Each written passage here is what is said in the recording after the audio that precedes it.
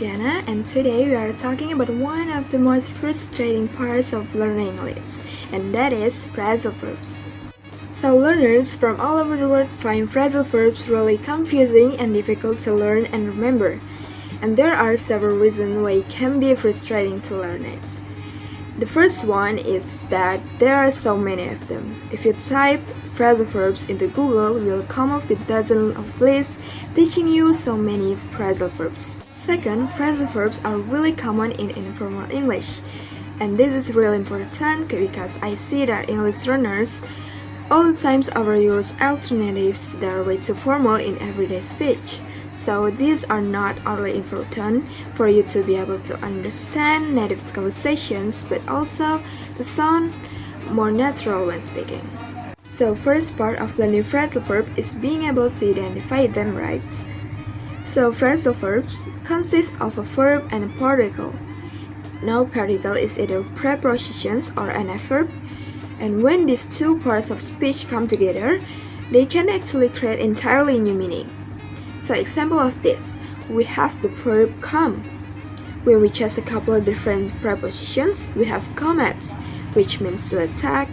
We have come by, meaning to briefly visit someone, and come across means to find some piece of information by chance. So as you can see, the meaning of this changes completely. There are no easy logic that can help you understand what it means by just looking at the words that it comprises of. I have selected 3 of the most important and the most useful phrasal verbs that we will be learning them the most fun way with TV series. So let's get into it. Alright, we'll start off slow. The only thing you have to do tonight is come up with the name of your main character. Done. And it can't be Joey. It's not. Or Joseph. Oh. So you need to be careful because sometimes phrasal verbs can have more than one particle, as in this case with this one. So if someone invents an idea or a plan, we would say that the person came up with the idea or plan. For example, she came up with a great idea to save the company. The next one is screw up. It can mean to make a serious mistake or to spoil something. For example, he made many mistakes that screw up his entire life. But seeing you two together just reminds me of what you did. And I don't want to live with someone who doesn't know what it is to be a friend. So, let's see. Hey, look, I know what it is to be a friend. I screwed up. Yeah, you did. And that's why I'm leaving. All right, look, if you're not going to stay for me, then at least stay for them.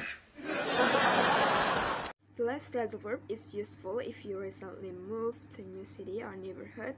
It means that you become comfortable in a new environment and you start to feel confident in it. Can you guess what it is? Yes, it's settle down.